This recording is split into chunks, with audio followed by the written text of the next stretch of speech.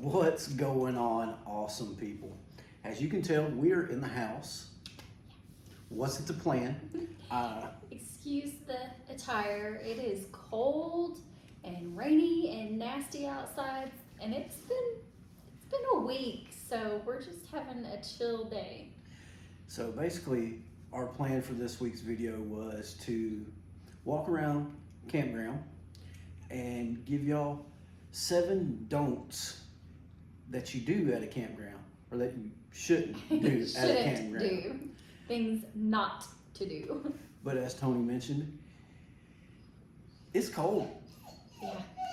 And it's wet and rainy, so we decided, you know what, we're still gonna do it. You just don't get to see the campground. Instead, you get to see us sitting inside where it's warm and cozy. And You can't see it, but we've got the heater going on over there. And a wood heater. Well, faux wood heater. and if y'all hear some whining or clicking in the background, That's our dog, which I don't think any of you have actually officially met. So if we can get her to behave and come into the video, we will, but yeah, I was trying to get her in my lap a while ago. She wasn't having it. But anyway, let's get to why we started this video and why you're here to begin with. And just to give y'all a little background, we're not going to give you the name of the campground, but Toni is the GM at a campground. So we know all too well the do's and don'ts of a campground. so we have an interesting perspective because we can give you both sides. Yep. We have camped for a couple years before I actually started working here, at state parks, other types of parks, and with friends.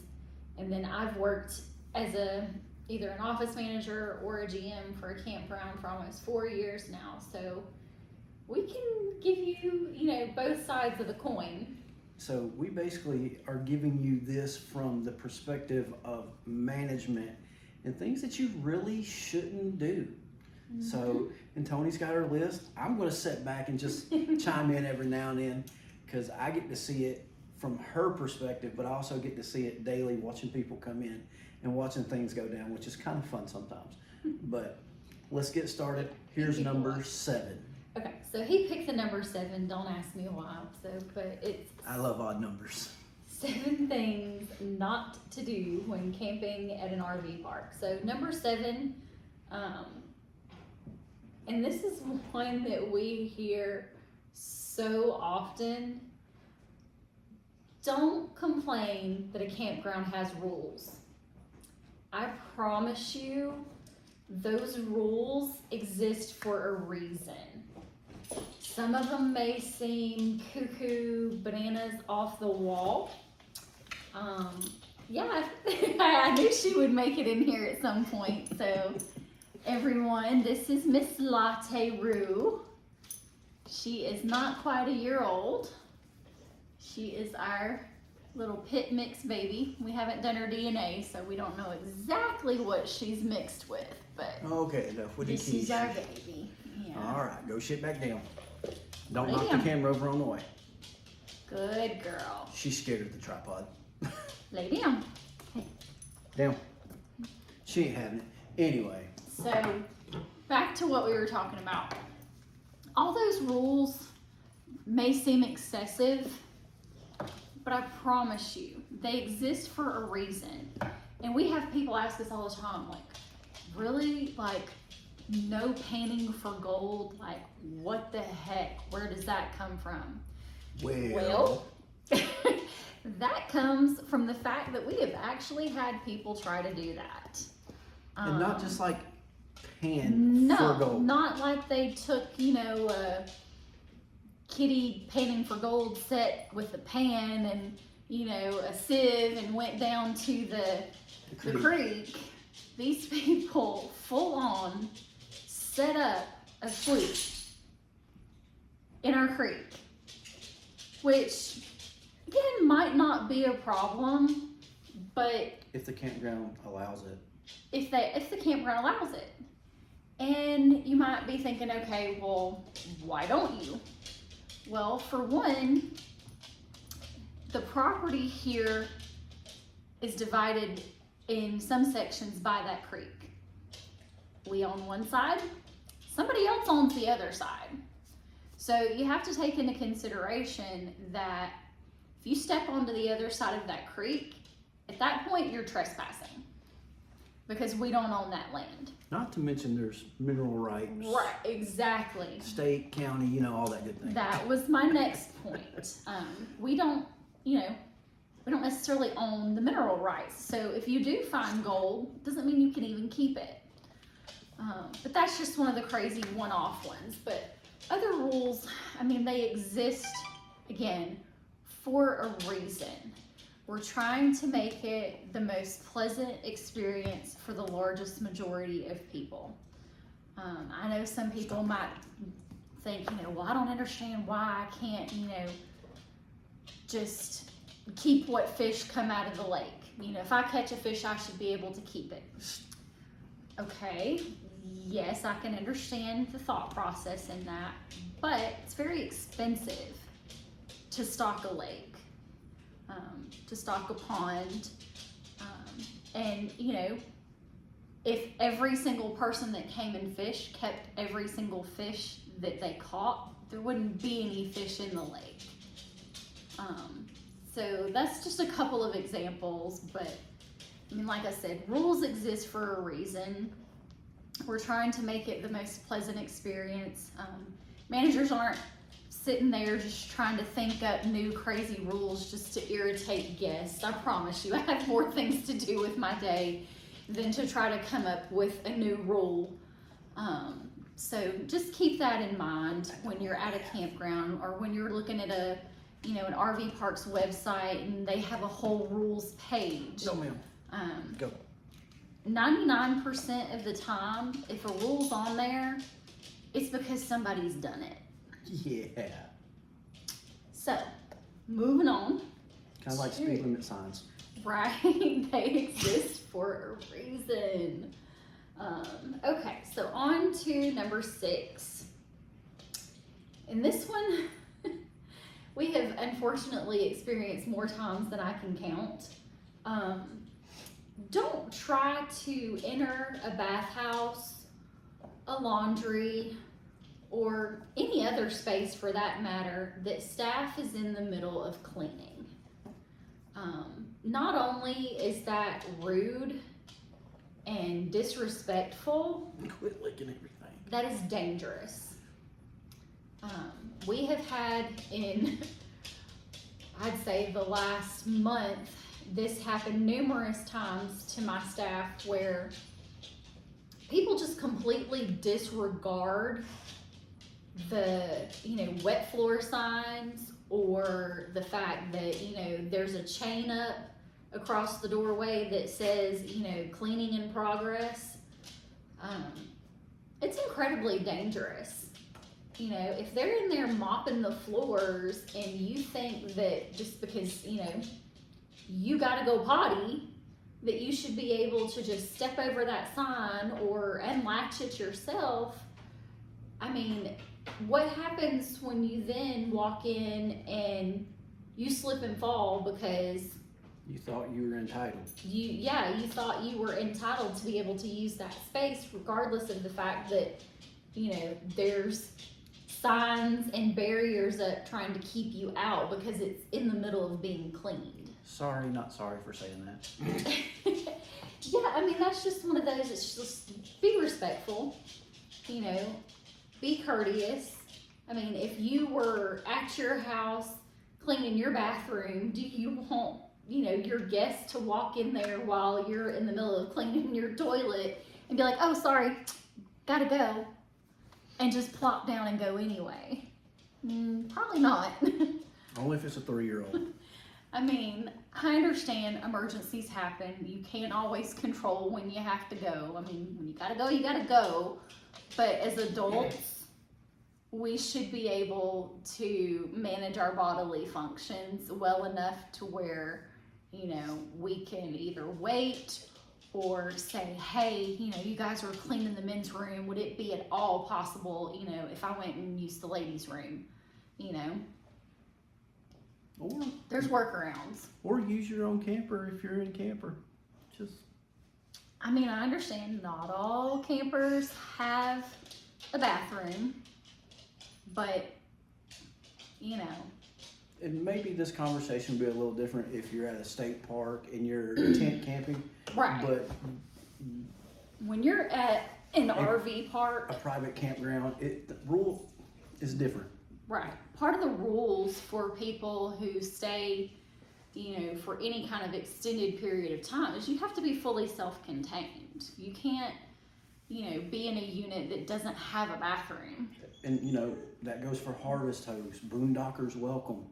Right. All private campgrounds kind of have this, most of them have the same rules. There's not a huge difference. They may vary from one campground to another or maybe state to state, but it's not a huge variation in the rules.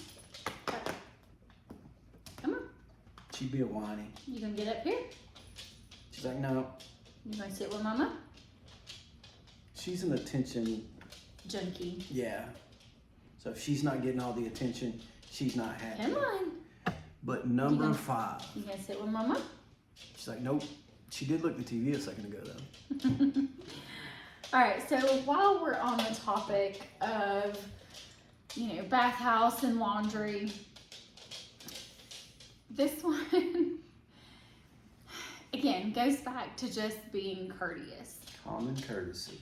Don't hog all the wash machines and dryers. Most of the time, campgrounds, unless it is a large park, they're only gonna have maybe 4 to 6 machines.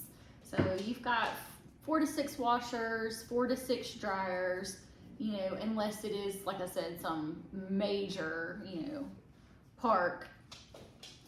And we get it, there's some out there, but I promise you, they have the same rule too.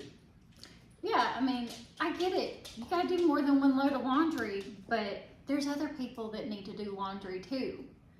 And somebody else shouldn't have to wait for, you know, 2-3 hours to do their laundry because you want to get all yours done in one shot. It's not fair. It's not fair. You know, they're there for everybody to use. They're there as an amenity. And, you know, just don't take advantage of other folks and their time because, you know, you think you're somehow special. The next one's funny. I'm sorry, I was laughing at the next one. I'm dyslexic, so it's upside down. I can read it, so it's funny to me. So, okay, and this next one, I'm sure I might get some pushback on this one. Don't pitch a fit when sites aren't 100% level. And this goes more so for campgrounds that have lots that are gravel or lots that are just, you know, graded, that are dirt. And that would be, you know, some of your like state parks and places like that. And your older facilities. Yeah, older, you know, mom and pop places might just be dirt. But you have to take that into consideration. Use some common sense. When you go to make a booking and you see that their sites are gravel's gonna be as level as gravel can be. You're never in any realm going to get gravel to be 100% level. It's just the nature of the beast with that type of substrate. And it's not gonna happen. And on the other side of that, you also have to think, even if it's a paved or concrete, there has to be water runoff. So even then, it's still not going to be 100% level. Most of the time, when you have a concrete pad or an asphalt pad, like he said, you're going to have at least a 1% grade so that water doesn't pool. So you have to take into consideration those kind of things when you make your bookings. And most websites now show you a picture. I mean, it might be, you know, a representation. It might not be an exact photo of the exact site you're going to stay on, but you at least have an idea of what you're going into. So plan accordingly. There's these little things called leveling blocks They work great. They sell them practically everywhere. Amazon, Walmart. I mean, you can get them all over the place. And we're not saying that to be smart or facetious. The truth of the matter is, when we first started camping, I had to figure that out the hard way. Like, I can't tell you how many blocks doing state campgrounds and stuff like that I would have to use sometimes. So it's just, it's the nature of the beast. Part of going camping is to be in nature. It's to kind of get out. You know, it's different if you're going to a luxury resort. You're looking for something different. But the average person, they're looking to go camping. They're looking to get out in nature. And things being unlevel, it's a part of it. It's kind of like you want to go hiking and then getting mad because there's roots or dirt. Yeah, it's all part of it. And I mean, just like I said, use some common sense and be prepared. You know, I mean, I get it. If it's your first time camping, you might not have any concept of what you need to bring with you or how camping works. You know, if it's the first time in your new, you know, fifth wheel or whatever, you might not know how many you need, but usually a lot of the campgrounds actually do sell them. I know we do. And YouTube is your friend. Yes, YouTube University. If you are unfamiliar with camping, you can find videos for almost anything online. And if you are buying a new camper, don't skip out on letting them do the walk around with you. Don't be like, oh, I got this because you think, oh, I'm prideful, or I got this. Let them do the walk around with you. It's just, it's for your benefit. I mean, even if you've had a camper before, it may function different. Say you've had a travel trailer and you are upgrading to a fifth wheel. Things don't operate the same way.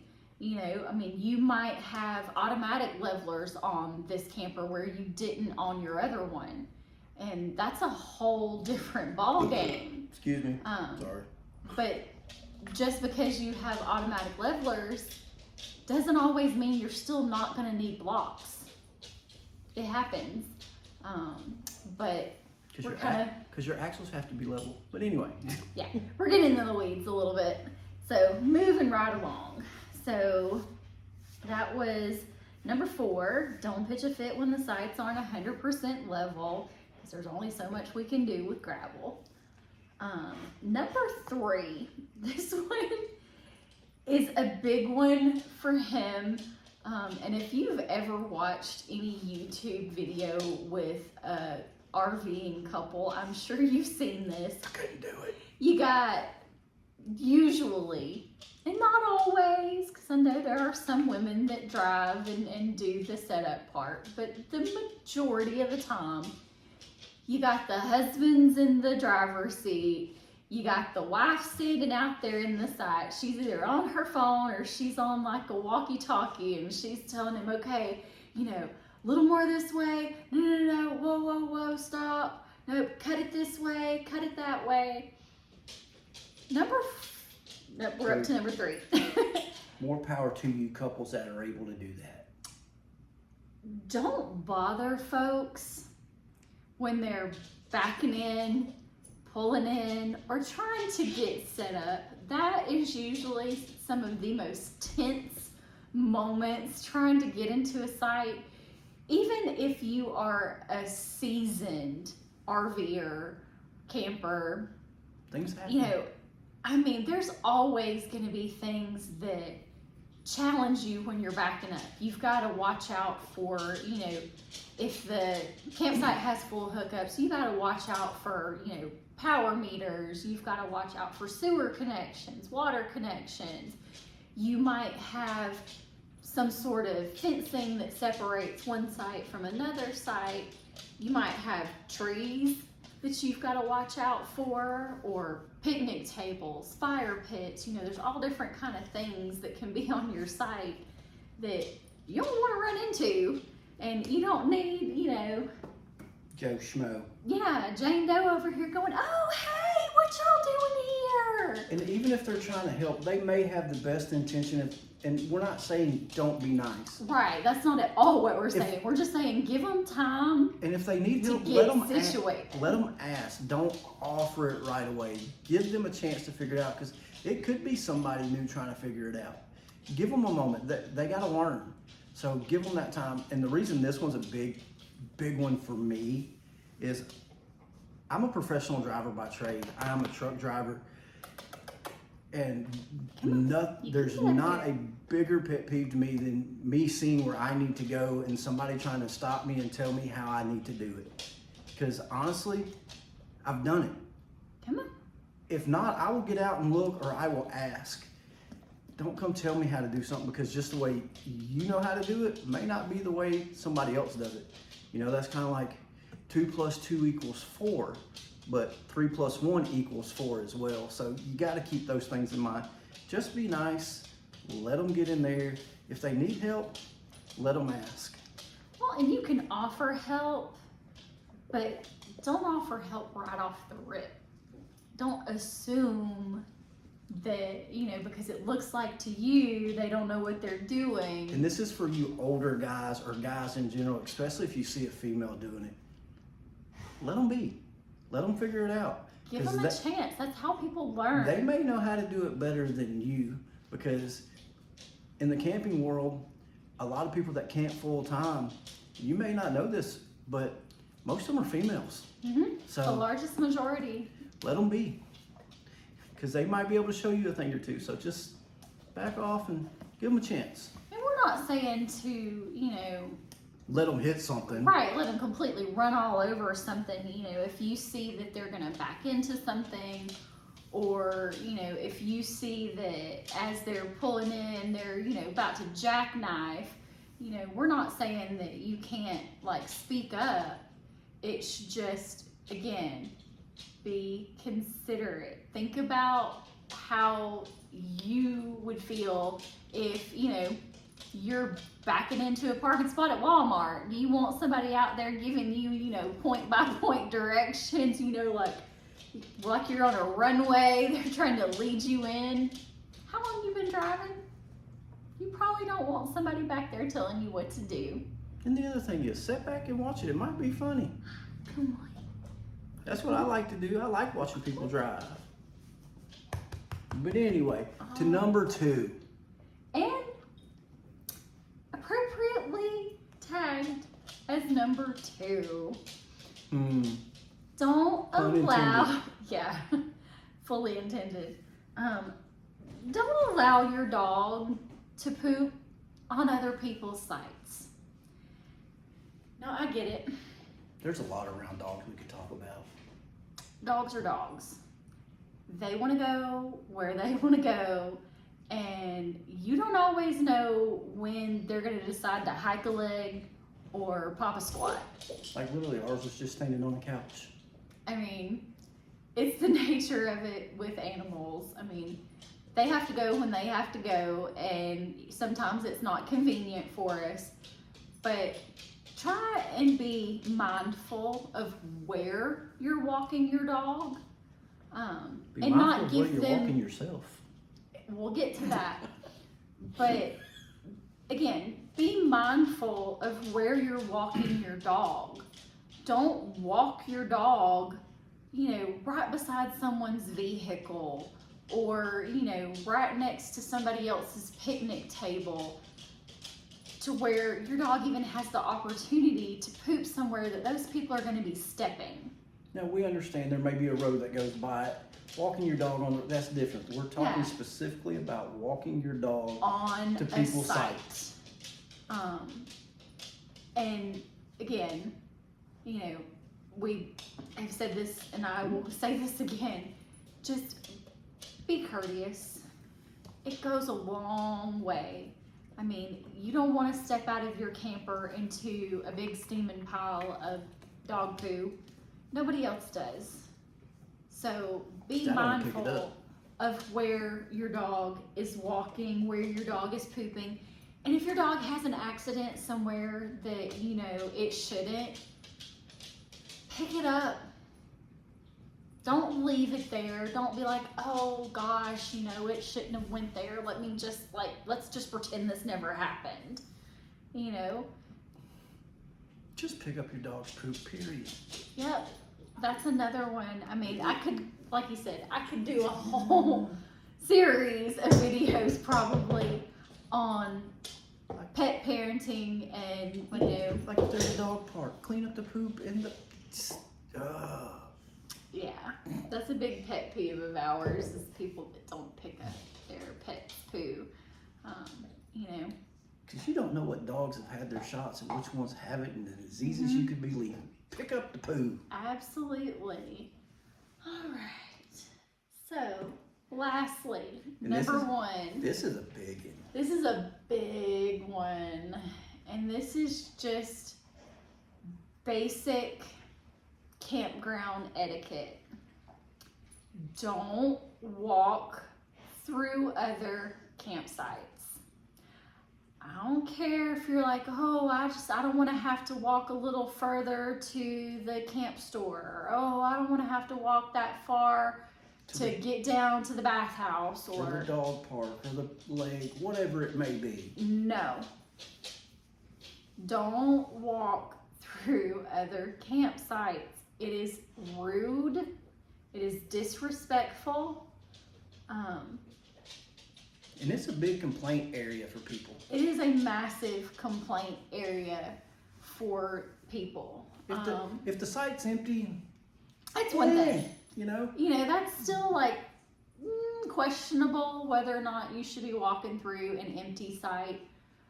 But if you are walking through somebody's campsite and you can literally go whoop, and touch their window or touch their door or their car, picnic table, you're invading their privacy.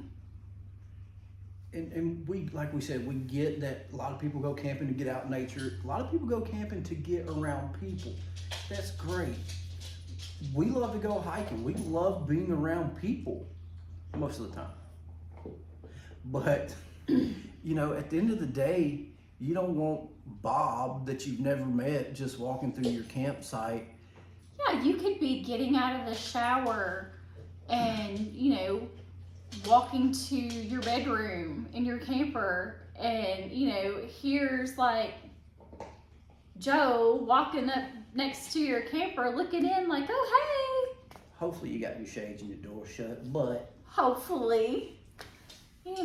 But there's always going to be times where, you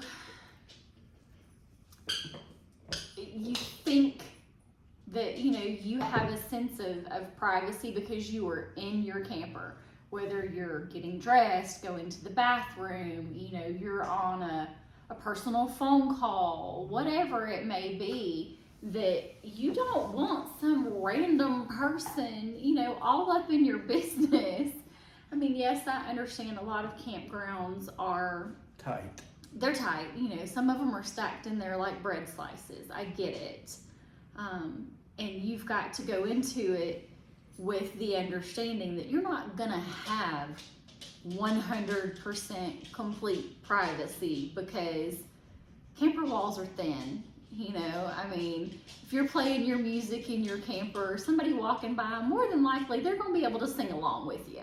And understand, we're also not saying, yes, we understand that campsites are tight, and sometimes you're going to walk in your neighbor's campsite while doing something to maybe hook up yours or this or that. That's not what we're talking about. Right. We're not saying don't ever, step a toe over into somebody else's space because that's inevitable. What we're talking about is you're camping on Site 100 and you decide to walk to Camp 29 on the way to the camp store.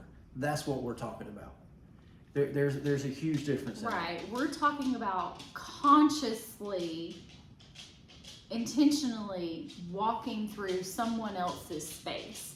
Like you said, if you're over on Site 100 and, it's just, I don't need a bath. You feel like more convenient for you to cut off the corner you know, so you're just gonna walk right on through somebody else's spot. It's not cool. No, because I mean, like she said, maybe you're taking a shower. Maybe there's some kids playing out on the back side of the camper and that you don't see, and all of a sudden a stranger walks into 3 kids sitting there playing outside their camper.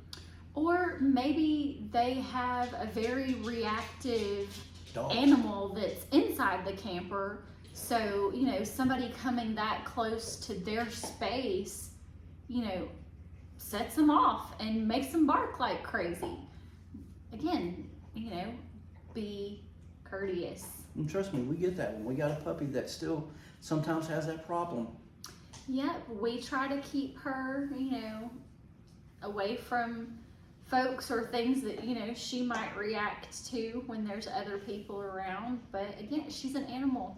You can only control an animal to a certain extent. I mean, she's scared of her shadow, but yeah, she's a big scaredy cat. A leaf can touch her booty and she's gonna go running. But I mean, you can't change an animal's nature. So, you know, you got to be mindful of the fact that, you know, if you're walking up next to somebody's door or their steps and they've got dogs, you know, it's probably going to bark at you because you shouldn't be where you're at. Yep.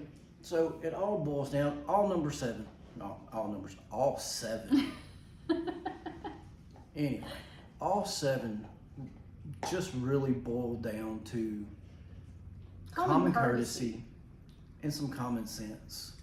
Yeah, and just, I mean, just be mindful. I mean, we may struggle with that these days, but, you know, at the end of the day, we're going camping to enjoy ourselves, enjoy being in nature, enjoy being around other people. Just be courteous of everyone, regardless. You know, don't be a Karen. Sorry if anybody's named Karen watching this. Don't be a Richard. If you get it, you get it. People will be people, but be mindful if you're going to be those people. So anyway, hope you enjoyed this list. Hope this makes sense. And like we said in the beginning, this comes from inside the industry, not just from us camping. Yes, we do. Right, it comes from both sides of the it. coin because, I mean, as somebody who has had to make the rules and enforce the rules, you know, we have also camped in campgrounds where, you know, we've had people do these things to us. You know, we have been like tent camping or car camping and it be the middle of the night and you hear rustling and unzip your tent and there's somebody like standing right next to where you're camping and about give you a heart attack. You know, or we've been in places where, you know, you go to walk and there's like massive piles of dog poo because somebody didn't clean up after their pet. You know, I mean, we've experienced it on both sides. Yep. An honorable mention, I just got to throw this in there. Music. Nope, not everybody wants to hear it. Just saying. Anyway, that's enough. See, we could really do this all day. We could go on and on. But this is where we're going to love you and leave you. And hopefully I don't mess up the end of this line again. Let's see if he remembers it. God loves you. We love you. If you can't hug somebody, at least smile and wave. We'll see y'all on the next one. Stop. Da. Oh well, good thing I can edit this. I may not.